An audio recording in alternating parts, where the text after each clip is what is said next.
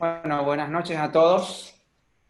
Creo que nunca ha sido tan oportuno hablar del medio ambiente como en este 2020, en medio de una pandemia que pasará a la historia como la primera gran recesión mundial no provocada por acontecimientos políticos, militares, financieros de la edad contemporánea. Este 2020 es la hora de la naturaleza, porque ella nos está pasando factura de todo el daño que vivimos infringiendo desde la era de la revolución industrial en adelante. Y ha logrado el mayor parate económico y más abrupto y repentino de toda la historia económica desde la revolución industrial en adelante. Les doy la bienvenida, soy el licenciado Alejandro Cristiá, subsecretario de Planificación Ambiental de la Municipalidad de Corrientes, y tengo el honor de dar inicio a este ciclo de charlas y conferencias virtuales relativas a la naturaleza, al cuidado del medio ambiente y al desarrollo sostenible. El día elegido no es casual, hoy es el Día Internacional de la Lucha contra la Desertificación y la Sequía. Con el panel de lujo que nos acompaña esta noche, vamos a poder entender por qué este punto es absolutamente crucial para los correntinos. Esta noche tendremos como moderadora a la doctora Carolina Fernández, doctora en Recursos Naturales, investigadora en Cambio Climático del INTA y docente de la Universidad Nacional del Nordeste.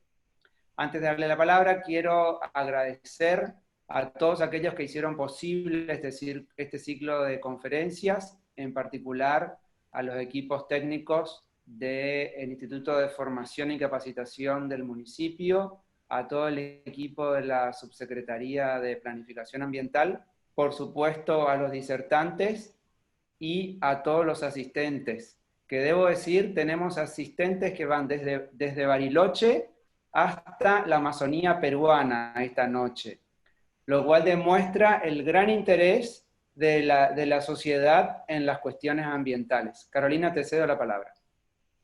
Buenas noches, muchas gracias Alejandro. Y bueno, vamos a empezar entonces directamente con lo que nos trae a la reunión de hoy.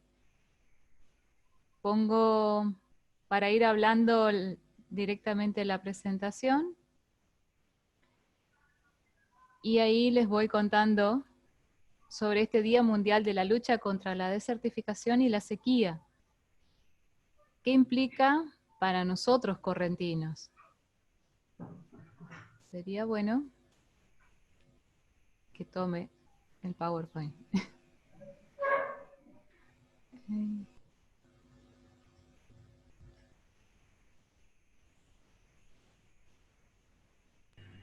Estás compartiendo, Caro, si podés iniciar la presentación.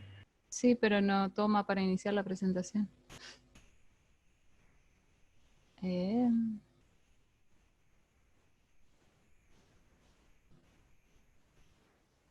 No la toma.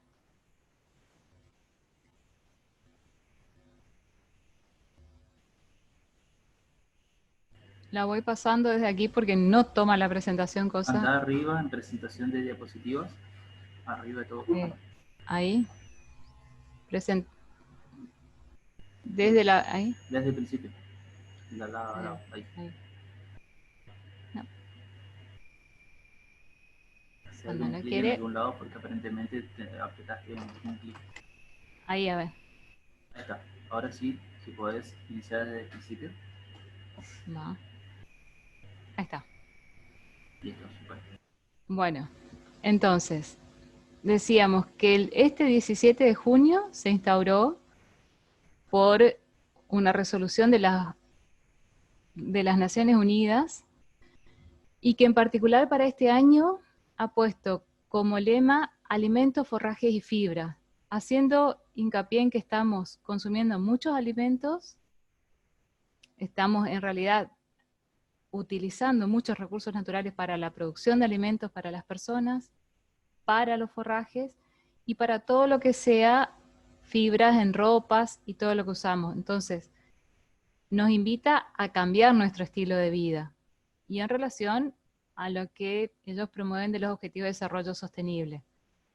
Yo les decía, pero no es tan impactante por ahí hablar de sequía en Corrientes. Pero también la ONU nos dice este año, suelo sano implica gente sana. Entonces, hace hincapié en decir que hay que fortalecer todo lo que sea el sistema alimentario y los sistemas hídricos, y así podemos ayudar a reducir la pandemia y la pobreza mundial. Hacen hincapié incluso en lo que es la pandemia. Y nosotros, como recursos hídricos, tenemos mucho en lo que es el Iberá y todo su ecosistema.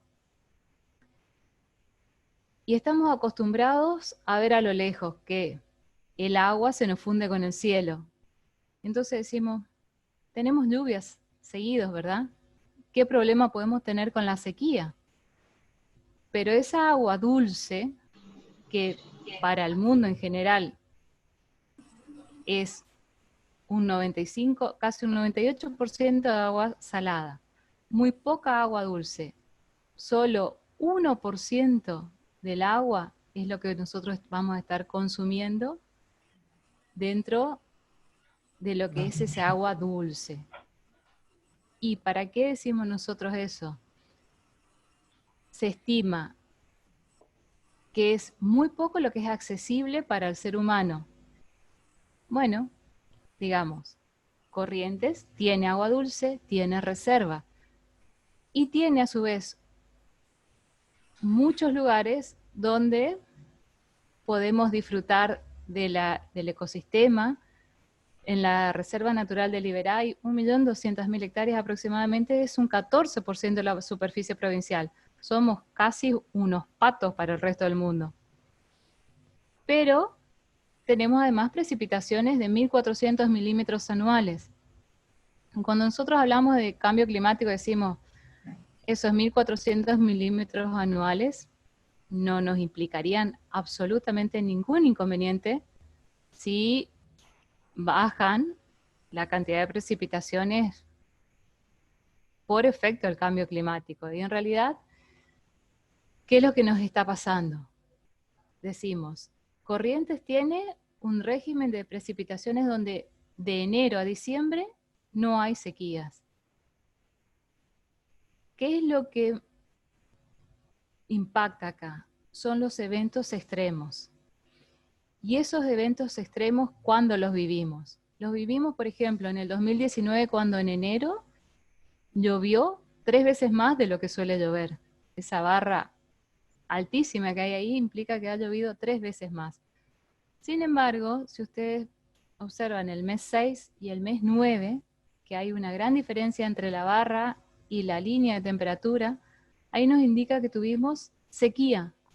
Sequía climatológica, o sea, sequía declarada en Corrientes. Fueron 2 meses de sequía.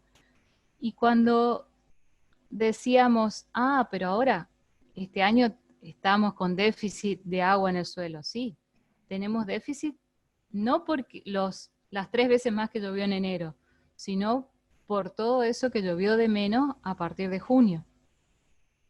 Y nuestros suelos se resquebrajan como todo, o sea, lo absorben, lo retienen, pero si nosotros no hacemos un buen manejo del suelo, de los recursos, los vamos degradando. Y esos valores que impactaron alguna vez repercuten al año siguiente. Entonces, ¿qué vamos a decir nosotros? Tenemos un ecosistema fabuloso, todo lo que es la Reserva del Iberá, y los campos productivos ahí muy cerca.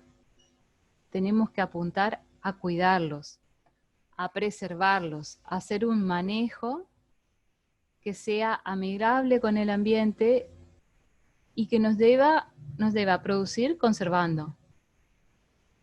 En estas fotos lo que yo les quería mostrar era que en algún momento se hicieron toda una secuencia de muestreos de aguas para ver la contaminación que estaba habiendo. En ese momento no estaban contaminados, se hicieron en los distintos cursos hídricos. pero también ese ecosistema tenemos que tratar de conservarlo, cuidarlo, y va a ser nuestra riqueza del día del mañana.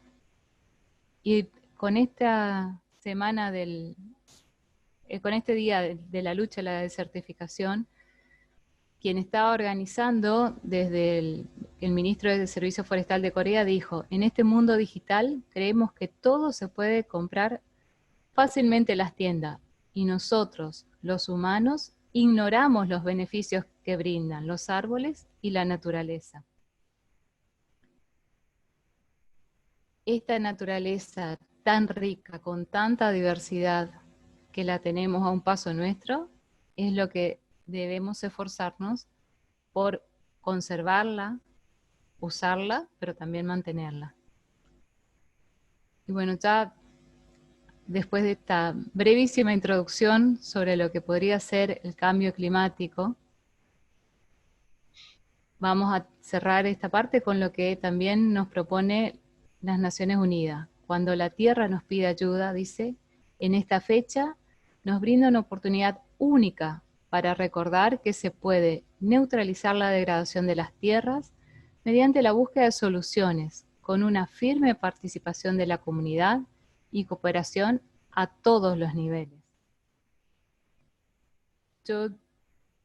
Esa era la parte que quería presentarles respecto al cambio climático y a lo que vivimos nosotros en Corrientes. No tenemos desertificación, pero tenemos que estar atentos porque ya hemos tenido sequías muy marcadas y esos eventos extremos se van a repetir. Y es lo que vamos a tener que ir cuidando entre todos. Ahora, para seguir hablando de Corrientes, les voy a presentar a una querida amiga que es licenciada en antropología, doctora en humanidades y artes, es investigadora del CONICET y docente de la Universidad Nacional de Rosario. Nos va a hablar entonces María Carolina Barbosa. Adelante, Caro.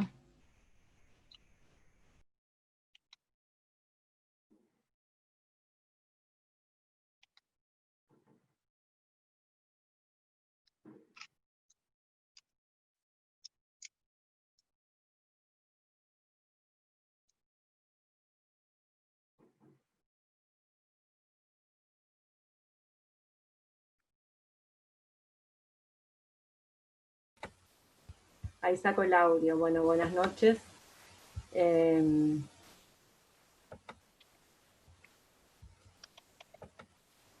Muchas gracias por la invitación. Y bueno, yo me voy a remontar al pasado y a tratar de entender cómo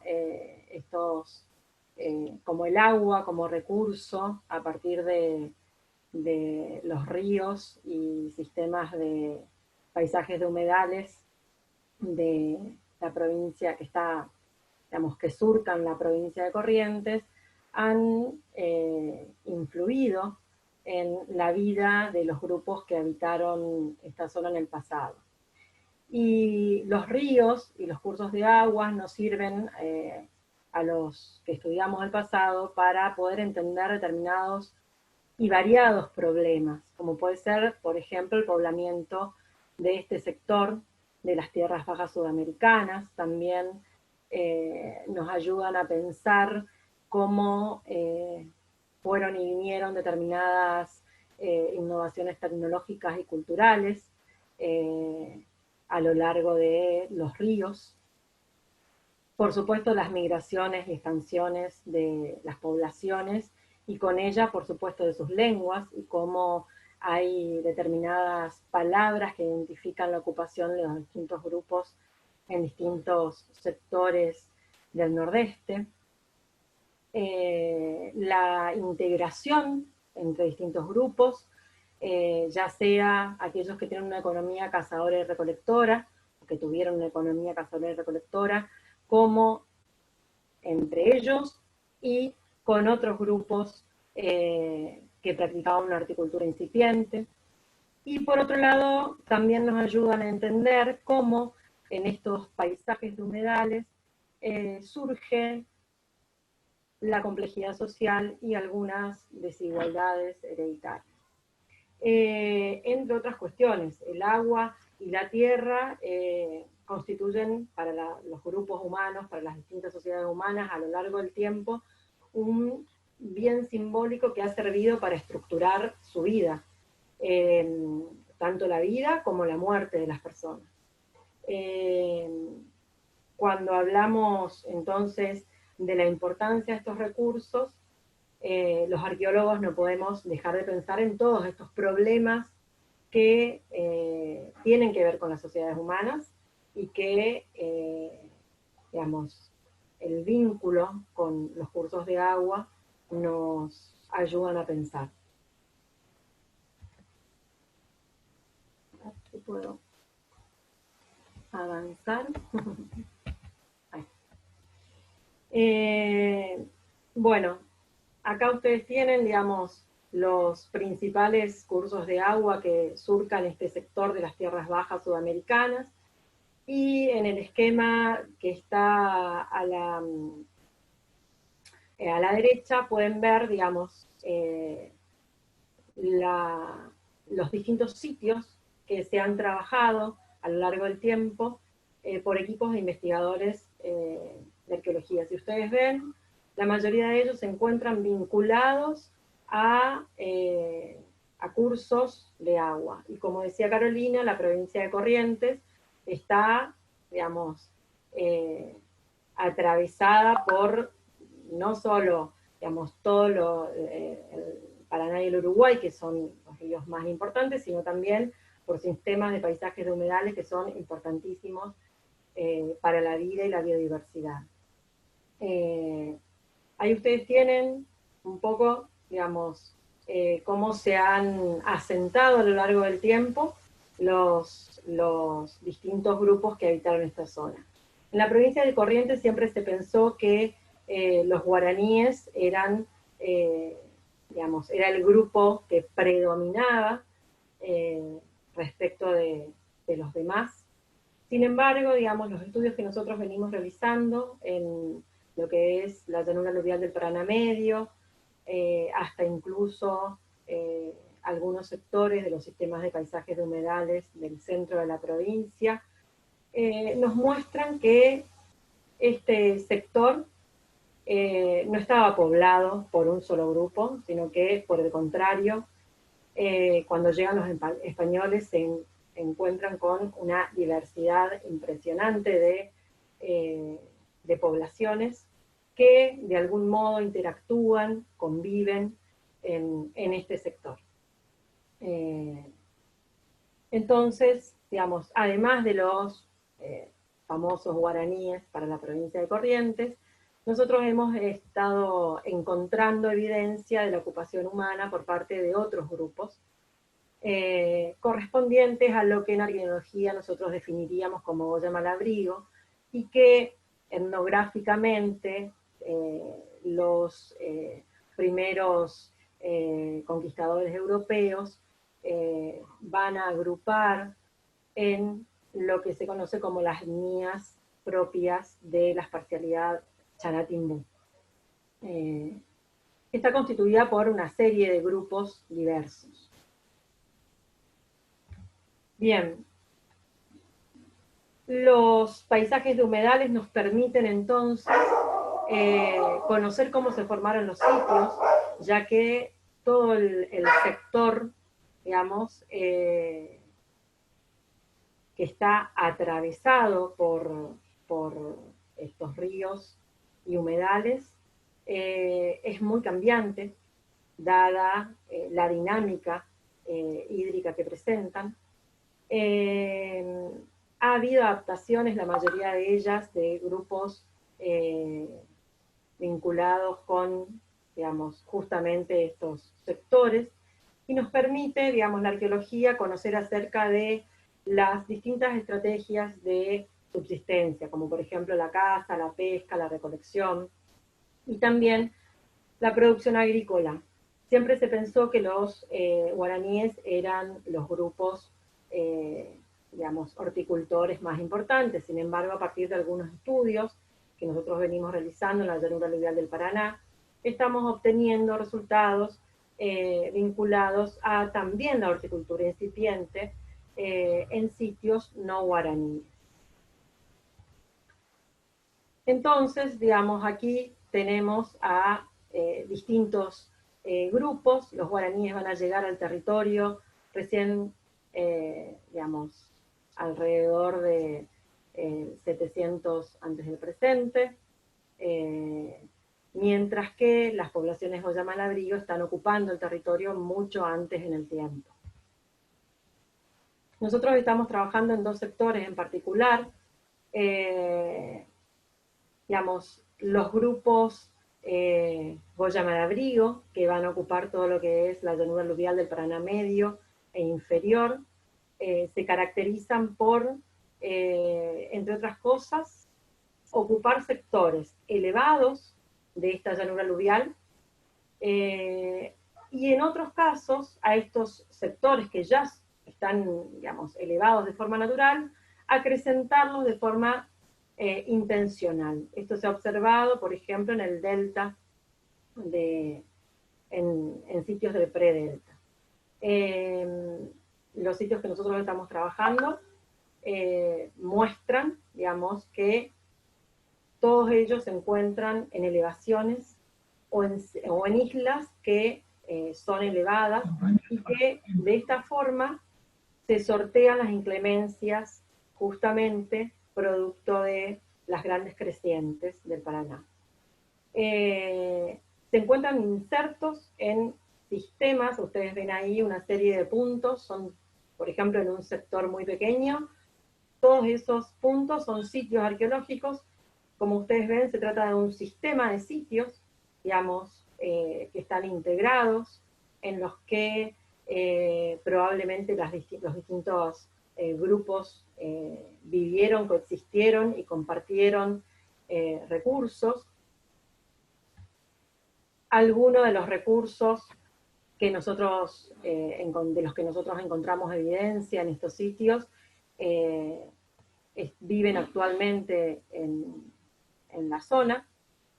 Con ellos, digamos, no solo pudieron alimentarse, sino también construyeron instrumentos óseos que, por otro lado, también muestran y son evidencia de este vínculo muy cercano con el agua, ya que encontramos una serie de instrumentos vinculados con la pesca, como puede ser arpones para la pesca de especímenes de peces, de gran porte. También, digamos, se han encontrado anzuelos y otro tipo de instrumentos que hablan de la caza y la pesca vinculadas a los sistemas fluviales. Por otro lado, también elaboraron distintas vasijas en instrumental con arcilla. La arcilla también se encuentra, digamos, en los ríos y humedales de la zona. Es un recurso muy preciado, y esto nos habla de un conocimiento bastante acabado de las fuentes de aprovisionamiento, y también de la tecnología, que si uno ve a lo largo de todo lo que es el Paraná medio e inferior, presenta una misma forma de hacer cerámica. Como les decía antes, nosotros estamos realizando estudios de esfitolitos y de almidones, y nos estamos encontrando con evidencia que nos muestra que estos grupos ya estaban practicando la horticultura incipiente. Por otro lado, en otros sitios que nos encontramos trabajando ya en el centro de la provincia, vinculadas al sistema Iberá, también, digamos, si bien se trata de otro tipo de ambiente, donde el agua es un recurso fundamental, encontramos a otros grupos que también hicieron uso y provecho de este importante recurso. También vamos a encontrar sitios en albardones e islas elevadas. Por el momento no podemos saber si fueron elevadas intencionalmente, los estudios están en curso. También encontramos evidencia del uso de arcillas para la elaboración de vasijas. Y en este caso, digamos, ya es un poco menos clara la asignación cultural de los grupos, por ejemplo, que habitaron en este sector. Hay autores que hablan de tipos particulares, es decir, de grupos particulares para esta zona, mientras que, digamos, la evidencia lo que nos está mostrando es una gran interacción, es como una zona límite, digamos, que va a vincular el espacio correspondiente a la llanura aluvial del Paraná con el espacio correspondiente al río Uruguay. Ustedes recuerden que las poblaciones guaraníes vienen bajando por el río Uruguay y van a llegar, de hecho hay algunos sitios correspondientes a este grupo en los esteros de Liberá, y van a llegar hasta el centro de la provincia de Corrientes. Ahí, digamos, se van a encontrar, podríamos decir, con un límite. Podemos pensar, si bien la evidencia todavía no nos permite decir demasiado, que el límite pudo haber sido el encuentro con otros grupos, también vinculados a estos sistemas de paisajes de humedales, como son los grupos que están habitando para el momento de la llegada de los guaraníes la llanura aluvial del Paraná. Aquí tenemos algún ejemplo de la cerámica que recuperamos en esos sitios del centro de la provincia, en el Liberá.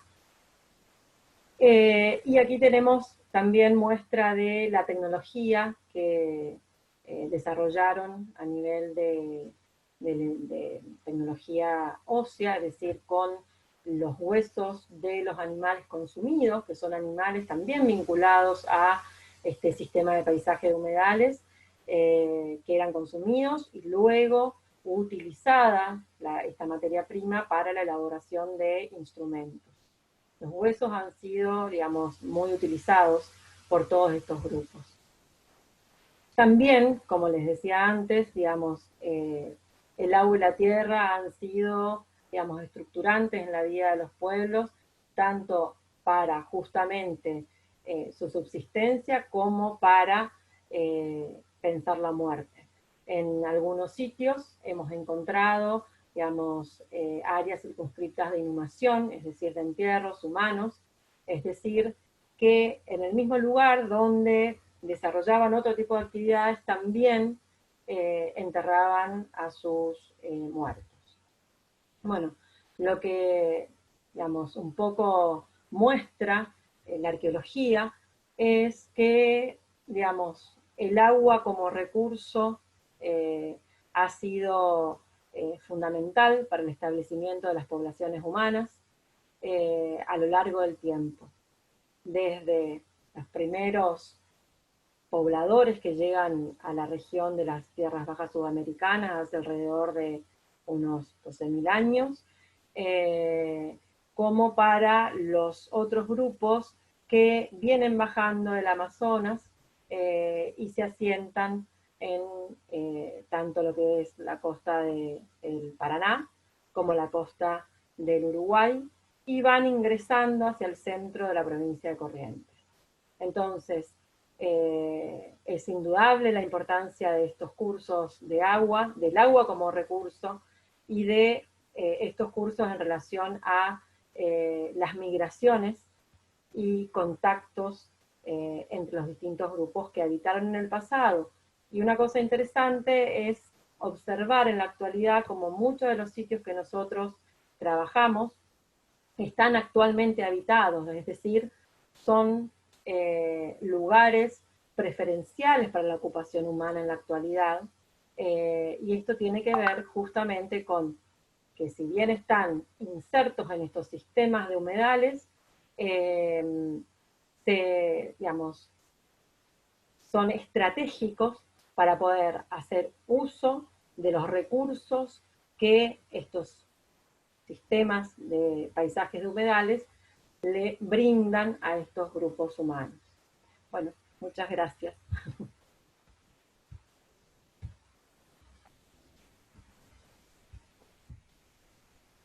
Gracias, Caro. Y bueno, vamos a seguir. Teníamos esa primera parte con todo lo que nos presentaba Carolina, y después, ahora vamos a escucharlo al ingeniero agrónomo, que es becario de CONICET, también es docente en la Facultad de Agronomía de la Universidad del Nordeste, y yo le pedí una licencia para presentarlo como que es un custodio del ambiente. Lo escuchamos a Patricia Coopercol. Adelante, Bueno, Patricia. hola a todos. Voy a poner compartir pantalla. A ver.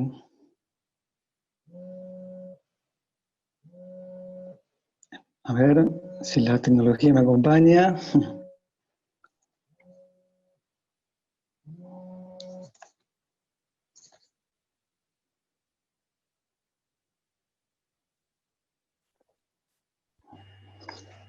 Ay, disculpen un segundito. Bueno, muchas gracias, Carolina, por la presentación. Muchas gracias al municipio de la ciudad de Corrientes por invitarme a ser parte de este ciclo de charlas.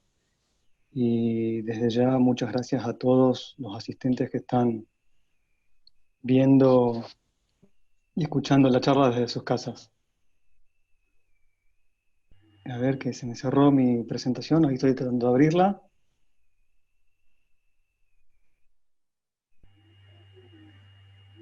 Bueno.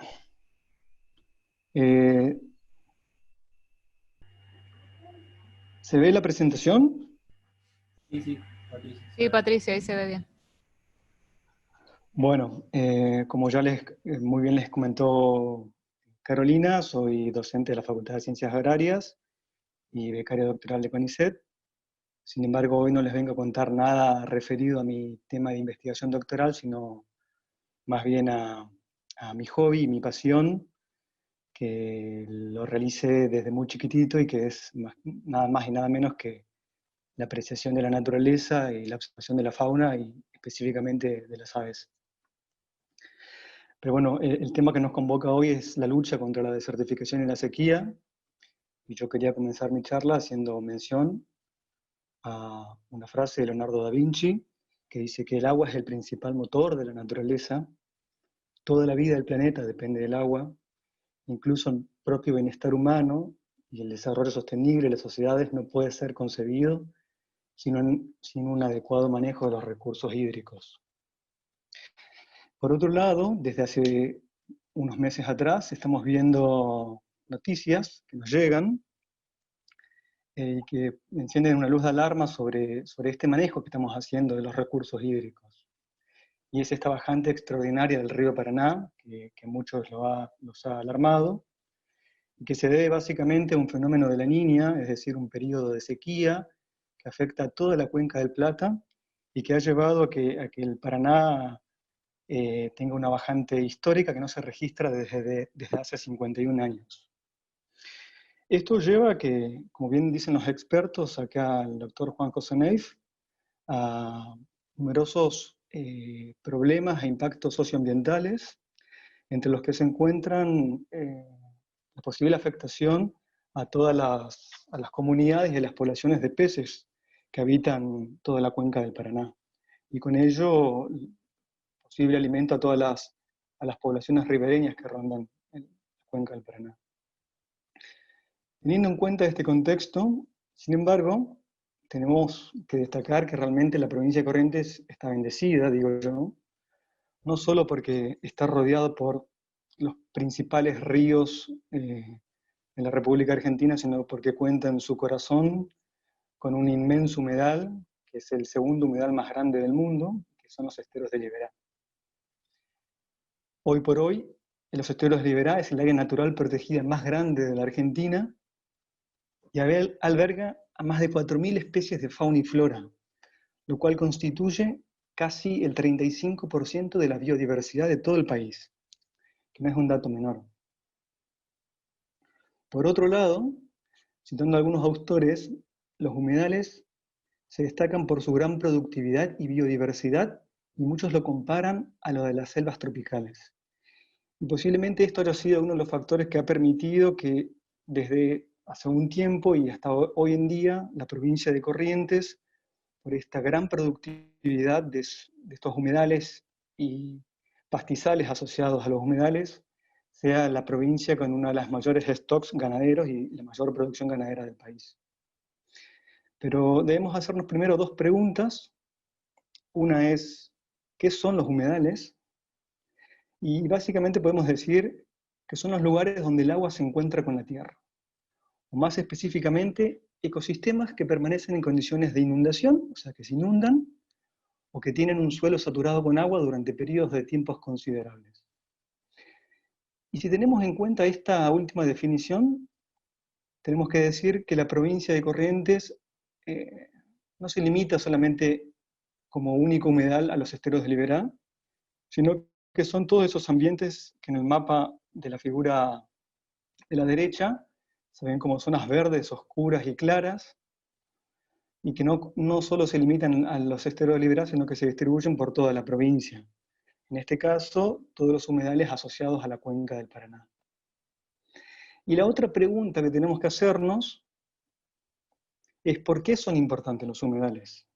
Y bueno, mucho ya lo estuvieron comentando en su presentación Carolina y la doctora en su presentación anterior, pero básicamente constituyen un almacén de agua que aportan resiliencia contra las sequías. Las condiciones con las que nos afrontamos o que estamos afrontando hoy en día de esta sequía en toda la cuenca del Plata contrasta con el almacenamiento de agua dulce que nosotros, como que ustedes los correntinos y todos podemos ver en estos ambientes humedales. También los humedales actúan como verdaderos riñones porque purifican las aguas contaminadas, o sea, de numerosos contaminantes y de sedimentos, protegen contra las crecidas y amortiguan las inundaciones, proporcionan alimentos y fuentes de recreación a todas las poblaciones cercanas, y constituyen el hábitat de numerosas especies de flora y fauna y son un sitio importante para aves migratorias. Sobre esto último es lo que me voy a seguir enfocando en la presentación, y más específicamente sobre la fauna asociada a los humedales. Que bueno, si nos ponemos a hablar, podemos estar varios días comentando sobre toda la fauna asociada a los humedales y la importancia de cada una de ellas, que va desde los insectos, anfibios, peces, numerosos tipos de reptiles, mamíferos, muchos de ellos monumentos naturales, hasta las aves. Yo me voy a limitar solamente, por el escaso tiempo, a hablar sobre las aves, y hablo sobre las aves básicamente porque las aves son vistosas y fáciles de ver, están presentes en todos lados, ya sea que vayamos a cualquier parque o plaza, bueno, nos vamos a encontrar con algún ave, o incluso en nuestras propias casas, siempre recibimos visitas de algunas aves. Muchas forman grupos numerosos, bandadas, muy numerosas, sobre todo las aves migratorias, y muchas garzas en las épocas que anidan y forman colonias. Son muy buenas indicadoras ambientales. Allí donde podemos encontrar aves, seguro que hay abundancia de recursos y una cadena trófica cumpliéndose. Traen beneficios a la salud, que es lo que me voy a enfocar en la última parte de la charla, y además, un dato no menor, traen posibles beneficios económicos. Y aquí también quiero hacer un breve comentario, que el turismo de observación de aves es un nicho, un rubro dentro del turismo que ha venido creciendo en estos últimos años, y solo para que vean un poco la magnitud de lo que constituye el turismo de observación de aves, traigo algunos datos.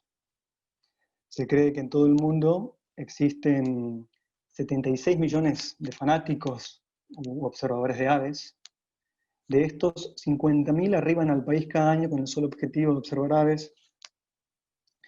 Y si bien en nuestro país la cantidad o la cultura de observar aves no está tan difundida como en otros países como Norteamérica o el Reino Unido, se cree que somos aproximadamente 30.000 observadores y esto crece día a día. Y bueno, hay un dato bastante importante para que vean también la importancia de este turismo y la magnitud. Antes de toda esta pandemia del coronavirus, se movían por el mundo, había 3 millones de viajes internacionales por año con el solo propósito de observar aves. Bueno, hoy sabemos que por esta pandemia la principal actividad que se ve afectada ha sido el turismo, pero bueno, no hay que perder las esperanzas, y acá me gustó esta nota que pude sacar de internet, que si bien hace alusión a la provincia de Salta, están remarcando la importancia del turismo de observación de aves como una modalidad dentro del ecoturismo que está dentro de los rubros que más se podrían desarrollar luego de que pase o transcurra toda este aislamiento social que estamos viviendo. Y esto muy bien se podría trasladar acá a la provincia de Corrientes, porque como bien saben, la provincia de Corrientes se ha posicionado entre los principales destinos ecoturísticos del país y del mundo, y cuenta con por lo menos dos especies muy emblemáticas y muy propias de los esteros de Liberá, que hacen a los observadores un lugar muy interesante para poder visitar. Uno es el que están viendo ahí en pantalla, que es el Yetapá de Collar, al cual ha sido declarado monumento natural hace muy poquitito por la provincia. Por eso van mis felicitaciones para todos los correntinos por esta muy buena iniciativa. El Yetapá de Collar posiblemente se lo considera el emblema de los esteros de Liberá. Y otra de las aves muy típicas y muy propias que solo pueden observarse en los esteros es esta pequeña ave, que es el capuchino de Liberá, o capuchino iberá, un ave que se descubrió hace muy poquitito, en el 2016, por investigadores del SECUAL, y que apenas fue descubierta ya se lo catalogó como en peligro de extinción por sus bajas poblaciones. Así que con estos dos simples especies como atractivos, ya en los esteros de Liberá cuenta con un recurso muy importante para atraer muchos observadores de aves. Y bueno, no quería dejar de mencionar la presencia de algunas especies asociadas a los humedales y a la provincia de Corrientes. Una de ellas, el que se encuentra en la imagen superior izquierda, el yavirú, también conocido como tururú coral, tururú cuartelero o ane grande. Es una de las cigüeñas más grandes del mundo y se caracteriza por formar parejas estables durante toda su vida. Y para esta época, para fines de otoño, acuden a sus viejos nidos año tras año, al cual lo acomodan y crían de entre 3 y 4 pichones. Sin duda, es una de las aves más emblemáticas de los humedales del norte argentino y de Sudamérica también. Otra de las aves más comunes, la que le sigue a la derecha, es una garza blanca, es una ave mucho más común de ver. De hecho, la garza blanca se distribuye por todo el mundo, salvo en la Antártida, pero siempre asociado a ambientes de humedales. Es una ave que la podemos ver casi siempre sola, pero también forma grupos o colonias que se llaman garzales en la época reproductiva.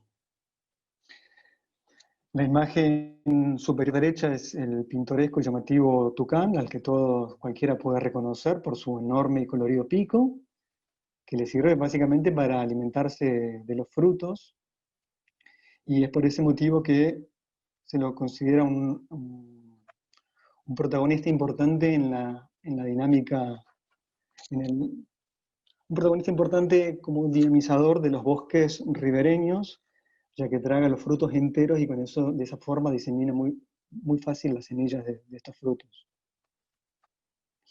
Sin embargo, con ese pico también no sé si todos sabrán, el tucán se alimenta también de huevos y pequeños pichones, y es por eso que en la época reproductiva de otras aves pueden llegar a ver pequeñas aves corriendo en vuelo a los tucanes. Abajo a la izquierda una de las 3 especies de martín pescador, lo puse porque es un ave bien típica asociada a los humedales y ambientes acuáticos. Donde encontramos martines pescadores porque seguro va a haber peces, son especialistas en su dieta y tienen una habilidad, la verdad, muy digna de observar a la hora de pescar su alimento. El ave del medio, en la parte inferior, es un churrinche. Lo puse porque es un ave que realiza pequeñas migraciones. Nos visita acá en el norte y centro de la Argentina al comenzar la primavera, cerca de septiembre. Y para principios del otoño, entre marzo y abril, emprende su migración hacia el norte y centro de Sudamérica, donde pasa el invierno. Es una pequeña ave, muy pequeña y de los más coloridos tiránidos, porque es de la familia de los tiránidos, de las especies más coloridas que podemos encontrar en el verano.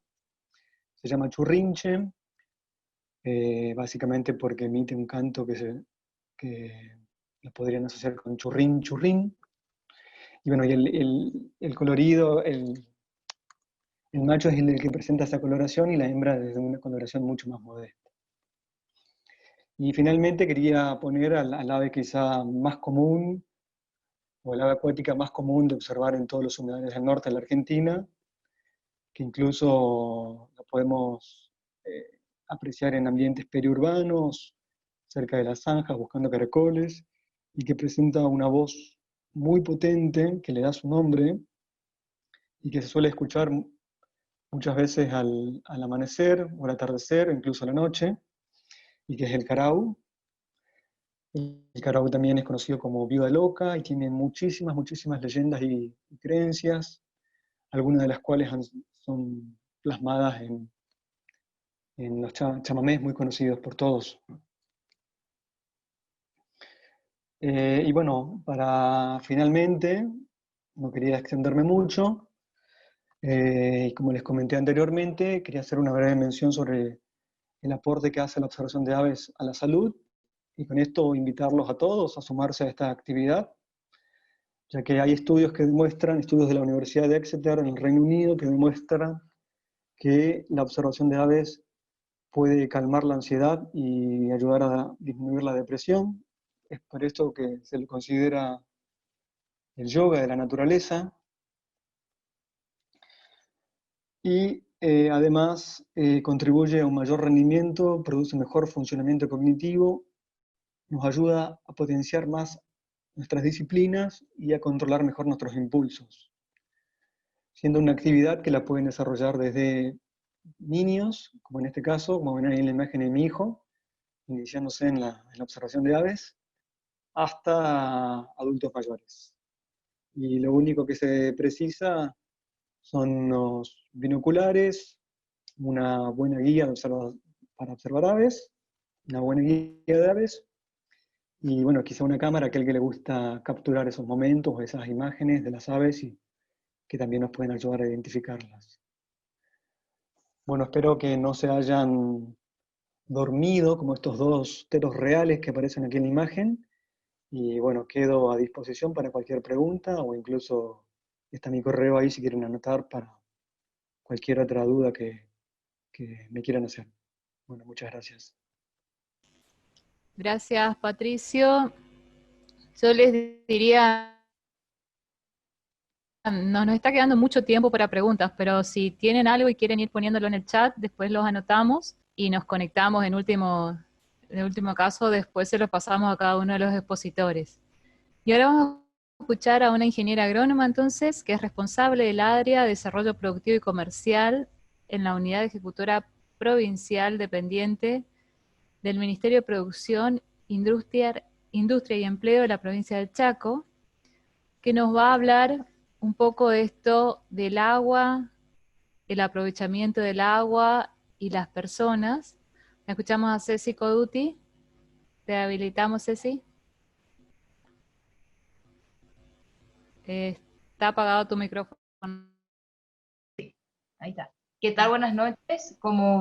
Antes que nada, muchas gracias, ingeniera Carolina, por la invitación, por la presentación. Y como bien dijo ella, soy ingeniera agrónoma egresada de la Facultad de Ciencias Agrarias de la Universidad Nacional del Nordeste y actualmente me desempeño en el área de desarrollo productivo y comercial del Ministerio de Producción, Industria y Empleo de la provincia del Chaco. ¿En qué consiste el área? En ejecutar proyectos de financiamiento externo, ¿sí?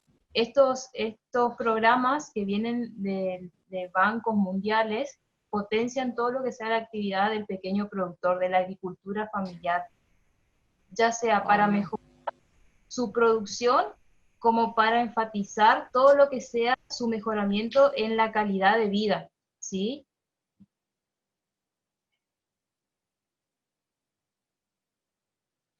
Son dos proyectos que están actualmente en ejecución, PICEAR y Procanor. No sé, Caro, si querés compartir por ahí las imágenes. A diferencia de la provincia de Corrientes, como bien se sabe, la provincia de Chaco sufre un poco más los periodos de sequía o los periodos de falta de agua. Y es así como también lo padecen los pequeños productores y las poblaciones. Entonces lo que se busca con estos programas es tratar de aportar todo tipo de tecnología para que esas familias de productores puedan abastecerse del recurso hídrico tan vital para ellos y para mejorar su calidad de vida. Sin ir más lejos, hace 2 años, hace 3 años en realidad se vienen trabajando con estos proyectos. Ahí, como pueden observar, se realizó inversiones prediales en una comunidad aborigen, Campo Nuevo, en la localidad de Pampa del Indio. Toda esa comunidad carecía del recurso hídrico para consumo familiar, porque ellos lo que priorizan es el consumo familiar y después para lo que sea producción y consumo animal, ¿sí? Toda esa familia carecían del recurso hídrico para poder abastecer su necesidad vital. Y es por ello que se eligió realizar las inversiones mediante los perfiles que ellos presentan para que ellos puedan abastecerse del recurso, ¿no? ¿Y de qué manera? Todo lo que sea colecta de agua, ¿en qué sentido? En las superficies que puedan contener toda esa agua que viene del cielo, como quien dice, ¿sí? ¿Por qué? Porque muchas veces el agua que se busca en perforación y demás no es apta para consumo, tiene presencia de metales pesados, entonces para ellos el agua más pura es el agua de lluvia. Entonces lo que hacen es superficie donde captan el agua de precipitación y, como pueden observar ahí, se hacen mediante canaletas, se lo depositan dentro de una cisterna. Esas cisternas de placa es un modelo del INTA. ¿Por qué digo esto? Porque la diferencia de trabajo, o sea, más allá de que el PICEAR o los programas sean de ejecución de fuentes mundiales, como quien dice, tratamos de trabajar acá en la provincia articuladamente con todas las instituciones que están en terreno y que están acompañando día a día al pequeño productor, ¿sí? Y que tienen empatía con él. Eso, bueno, eso como le había comentado, la siguiente imagen. Esa cisterna tiene una capacidad de 16.000 litros. Ellos lo usan para consumo humano, básicamente, y todo lo que sea para lavado de ropa, lavado de utensilios, lo van reciclando de otra manera, ¿sí? Pero ellos cuidan mucho y aprecian mucho todo lo que sea el agua para consumo humano, porque antes de que exista esa cisterna, ellos lo que hacían era acarreaban el agua acarreaban encima con bidones de agroquímicos para poder consumirlo. Entonces toda esa agua que ellos consumían estaba contaminada, y la distancia que tenían que recorrer, que generalmente lo hacen los chicos, los niños y las mujeres, eran distancias muy largas, o sea, entre 10, 12 kilómetros. donde está la cañería, digamos, para el agua potable. Entonces esto le solucionó muchas cuestiones a ellos, y la satisfacción después cuando ya estaban las inversiones hechas era, o sea, no tiene valor, como decirle monetario, pero se ve la satisfacción de ellos y la felicidad de poder contar con ese recurso tan preciado. La siguiente imagen, eso también sigue siendo ahí Campo Nuevo. Ahí estábamos visitando, bueno, nosotros tenemos en cada localidad que está el programa, hay técnicos de terreno. Si bien no vi mal, está participando de la charla la ingeniera agrónoma Araceli Pared, que es una de las que acompañó este proyecto. Y bueno, ahí como ven, es una cisterna que está terminada, y bueno, la satisfacción de la gente es impagable, sinceramente. Después tenemos otro caso también, que es en la localidad de Las Breñas, en un paraje alejado de la localidad de Las Breñas, aproximadamente 30 a 35 kilómetros, que también hicieron la misma temática, la cisterna, con la recolección de agua de lluvia mediante techos y conducción por canaleta. Eso cuando se están armando la cisterna. La siguiente imagen.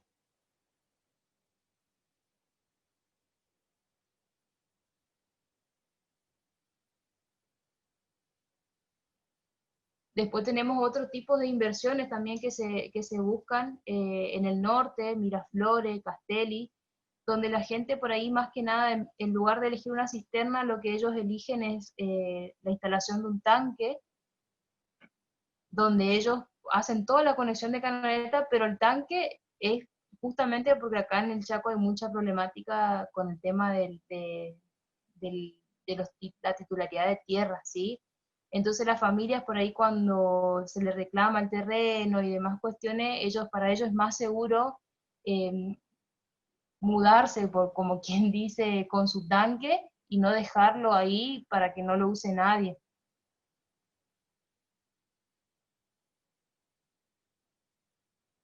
No sé si te tildó la otra imagen de...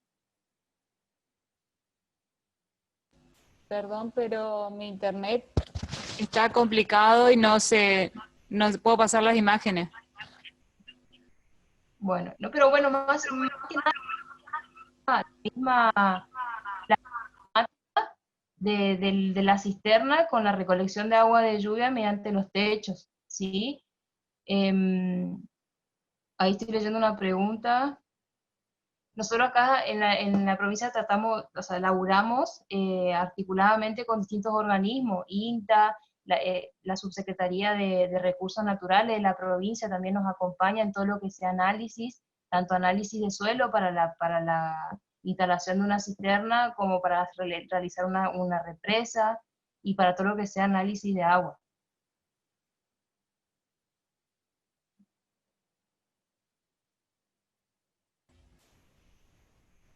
Ahí por ejemplo, que ahí hicieron la misma forma la cisterna, porque ellos tienen un predio comunitario donde tienen una huerta comunitaria. Entonces esa agua, además de usarla para consumo, cuando están todas las familias ahí juntas, la usan para abastecer a su cultivo, a su producción de agua. Y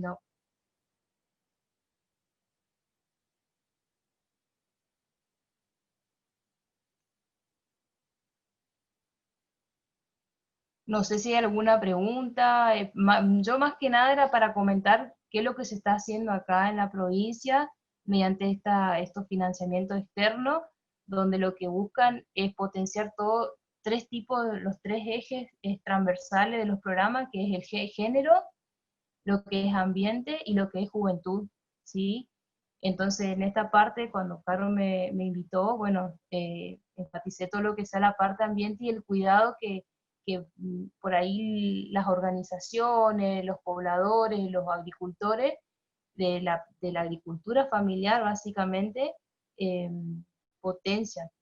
¿Por qué? Porque ellos también están muy afectados en todo lo que sean los pools de siembra, como ustedes saben, todo lo que sea en el norte del Chaco, en el sudoeste. cada vez está avanzando más todo lo que sean los pools de siembra, y eso a la larga, el año pasado, por ejemplo, sin ir más lejos, también el sudoeste padeció de las inundaciones, de las altas precipitaciones, donde pasaron 3 meses y el agua todavía no escurría. Cecilia, cuando hayas concluido, sigo yo, porque a Carolina se le colgó el internet. Bien, bien. No sé si tenían alguna consulta, respondo, si no, podemos pasar desde ya. Las preguntas las dejamos para el final. Bueno, desde ya muchas gracias. Bueno, muy bien, muchísimas gracias a vos. Bueno, ahora voy a continuar yo, luego de estas interesantísimas exposiciones. Creo que no cabe ninguna duda de que el agua es el elemento constitutivo o identitario para los correntinos.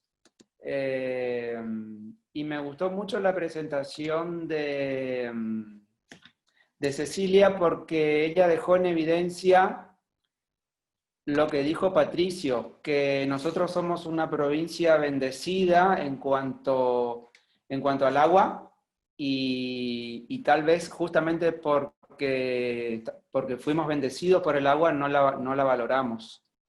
Y creo que es importante que empecemos a hacerlo, porque hay grandes porciones de la población del mundo, sobre todo en África, en Asia, pero también en Argentina, en Chile, sin ir más lejos, en muchos lugares que sufren la escasez de agua. ¿Se escucha? ¿O no? Sí, se escucha algo. Sí. ¿Se me escucha? Perfecto. Sí, bueno, perfecto, perdón. se escucha. Se te escucha perfectamente, Alejandro. Solamente agrego una cosita más respecto al agua para Corrientes, después de todo lo que ya dijeron los que me precedieron, y es que el mismo nombre de la provincia y de la capital hacen referencia al agua, porque Corrientes se refiere a corrientes de aguas. El nombre completo de Corrientes es San Juan de Vera de las 7 Corrientes. Ahora, lo que no estoy pudiendo es avanzar en mi presentación.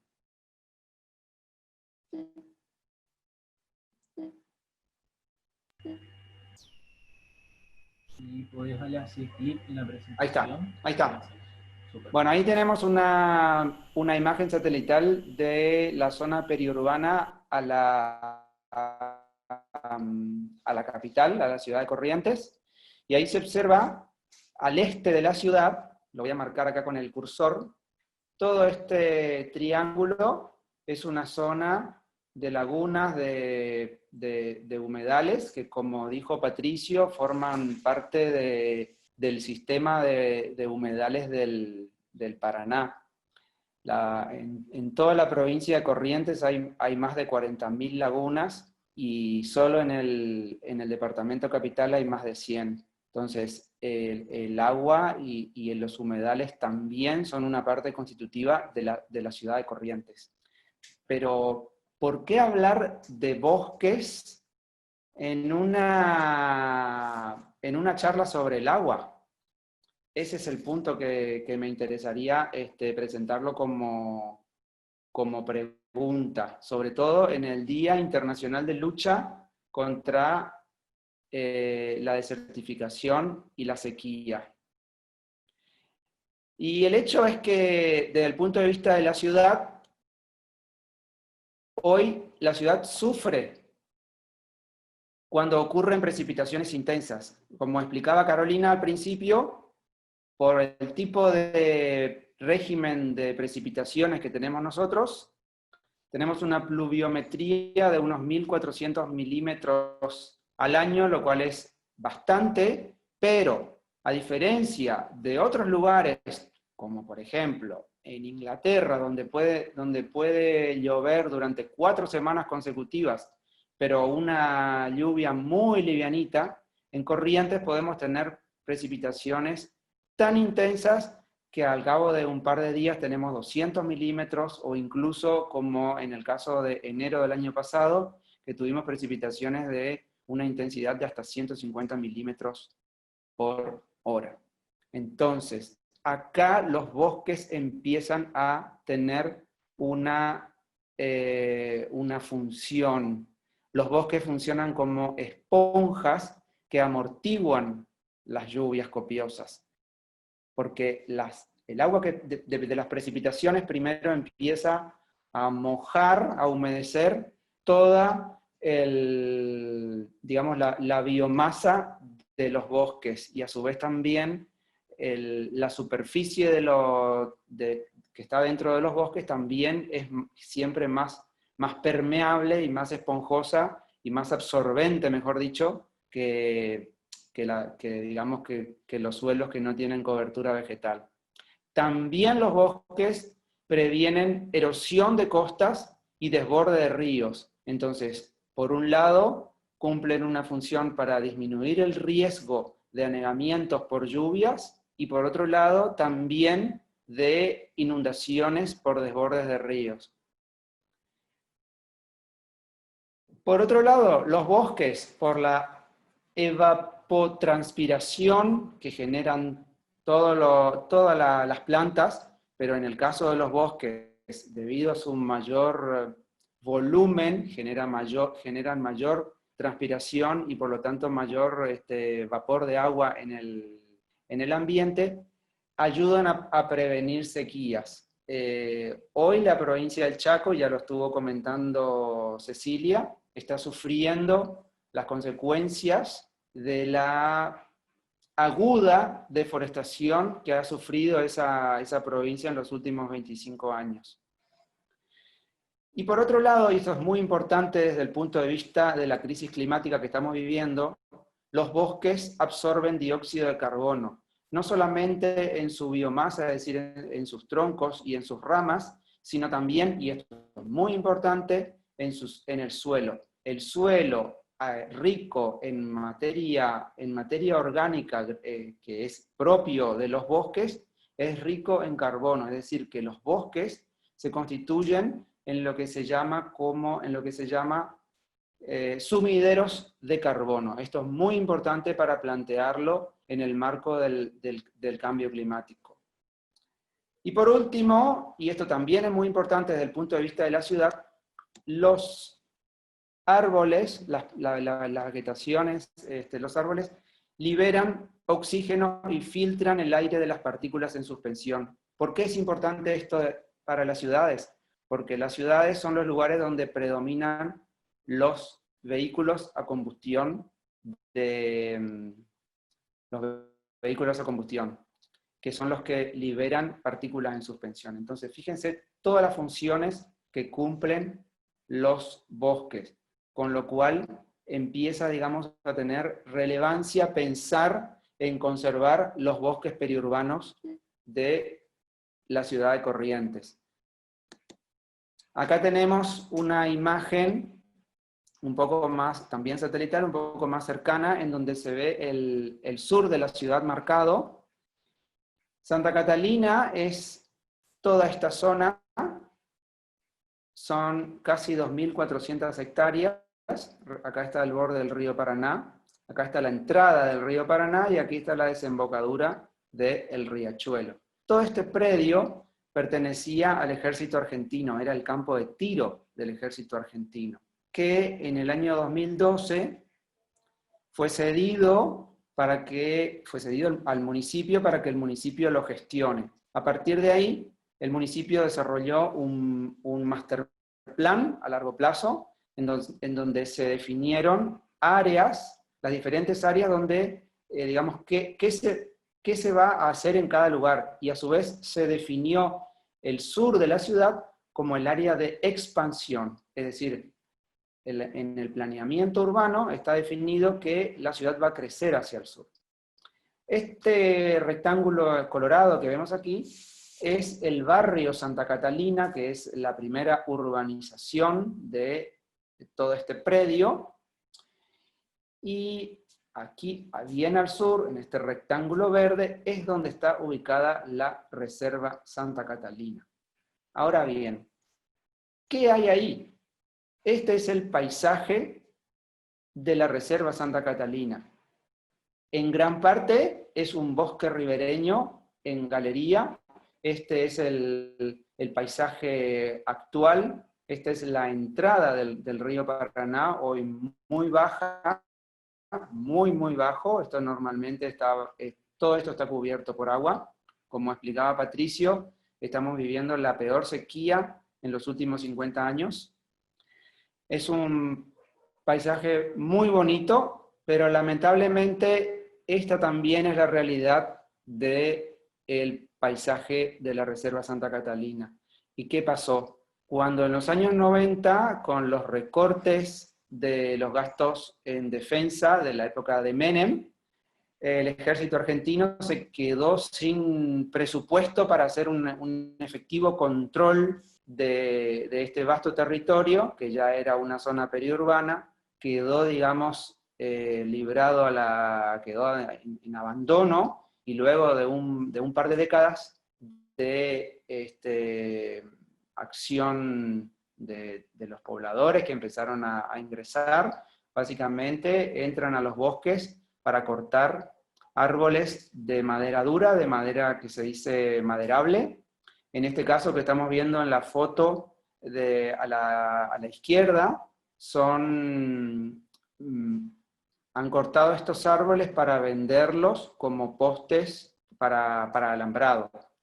Y en el caso de la foto de la derecha, era un alecrín, también, bueno, ahí se ve, digamos, las dimensiones y por lo tanto la edad que hubiera tenido ese árbol que fue talado. Por supuesto, esto es una práctica ilegal, estos bosques están protegidos, pero bueno, este es el problema que buscamos resolver con este proyecto de la Reserva Santa Catalina.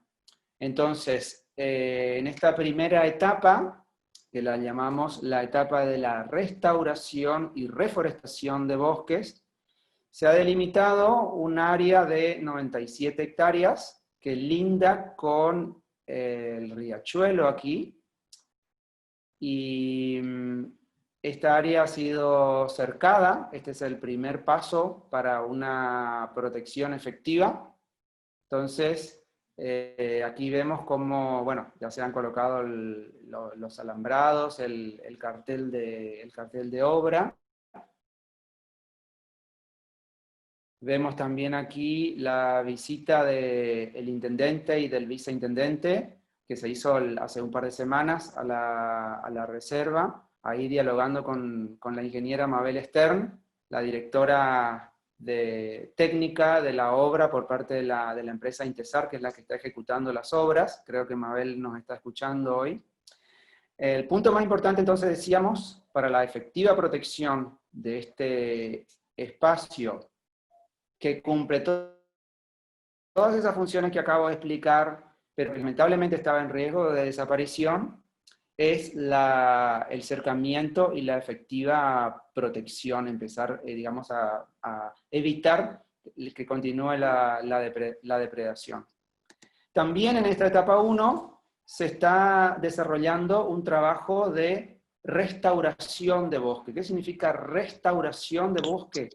A través de diferentes técnicas de manejo de especies de árboles presentes en ese bosque, se buscará acelerar el crecimiento y la regeneración natural del bosque a través del manejo.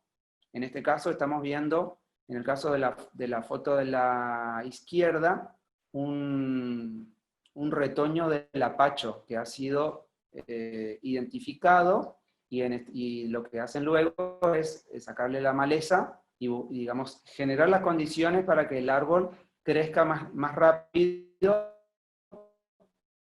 y se pueda desarrollar. En el caso de la foto de la derecha, tenemos un renoval, es decir, no los retoños, sino acá lo que ocurrió fue que este árbol fue talado y empezó a sacar ramas. Entonces lo que se hizo fue eliminar algunas ramas para facilitar de que, en este caso solamente 2, puedan crecer correctamente y el árbol pueda desarrollarse. En definitiva, esta técnica lo que busca es devolver la estructura original del bosque, que como... Se me cortó la conexión, ¿hasta dónde escucharon? Un ratito nomás quedó pendiente, digamos. Si puedes apagar tu video, ¿vale? Entonces es más fluido la conexión. Bueno, perfecto. Igual lo había terminado con la presentación, pero corto. Estaba entonces explicando los trabajos que se están realizando ahora en esta primera etapa de la recuperación de la Reserva Santa Catalina, y lo que quería comentar ahora es, mejor dicho, explicar cómo se enmarca este proyecto en la planificación que tiene la ciudad para hacer frente al cambio climático. Inicié mi exposición explicando cómo intervienen los bosques ante las condiciones de precipitaciones, ante las condiciones de erosión, etc. Entonces, este proyecto, desde el punto de vista de la planificación de la defensa de la ciudad ante los eventos climáticos, nosotros lo vemos como una inversión en infraestructura verde. Entonces, además de todos los beneficios que explicó, por ejemplo, Patricio sobre la función de los humedales y de las posibilidades de desarrollar actividades de avistaje de aves, con todos los beneficios en la salud humana que tienen, todas las funciones que ya explicaron los que me precedieron en la temática del agua, la preservación de estos bosques periurbanos también va a hacer de Corrientes una ciudad más resiliente, una ciudad más resistente ante los eventos del cambio climático.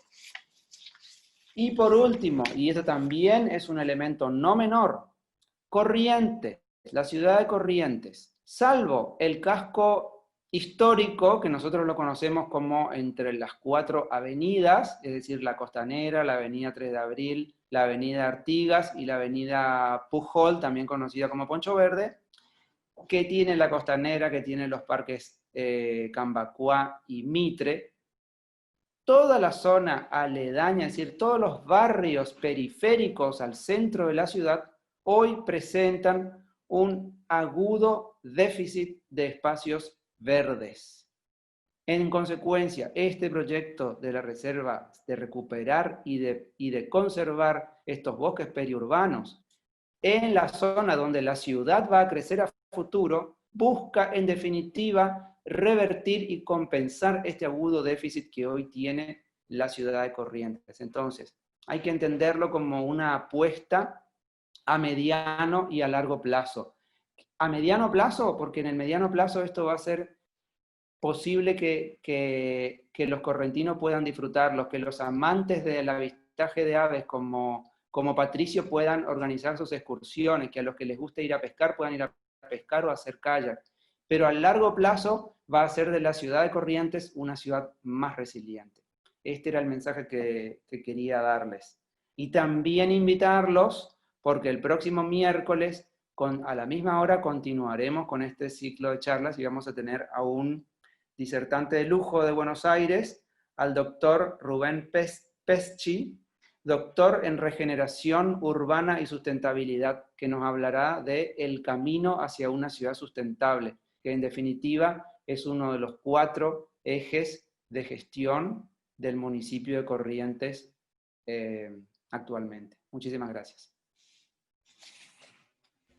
Carolina, ¿vos estás? Sí, estoy. Gracias, Ale. ¿Querés hacer un cierre, alguna pregunta que quieras mencionar de alguno de los asistentes? Ahí, bueno, también Caro Barbosa está escribiendo, dice que sería bueno hacer también estudios de impacto arqueológicos para sumar el recurso del patrimonial al turismo. Gracias a cada uno, y como les decía hoy, las preguntas que tengan nos mandan y vamos a tratar de ir respondiendo según cada uno de los disertantes. Creo que se quedó claro que el agua nos une, hay que cuidarla y revalorizar esto que decía las Naciones Unidas. La desertificación y la sequía las podemos combatir entre todos cambiando nuestros hábitos. Empezar por ahí. No sé si Bueno, no sé. Yo les quiero agradecer a todos ustedes por haber aceptado la propuesta de participar en la sesión de apertura, la primera sesión de nuestro ciclo de charlas dedicada al cuidado de la naturaleza. Así que muchas gracias a todos y a los asistentes también. Y quiero agregar que además de Bariloche y Perú tuvimos asistentes de Bolivia, de Ushuaia, de Puerto Madryn, de Resistencia, de Rosario y de Catamarca. Así que la verdad que tuvimos un auditorio de lujo. Mar del Plata también pusieron recién. Mar del Plata, muy bien. Así que bueno, gracias a cada uno. Gracias a todos. Hasta luego. Hasta la próxima.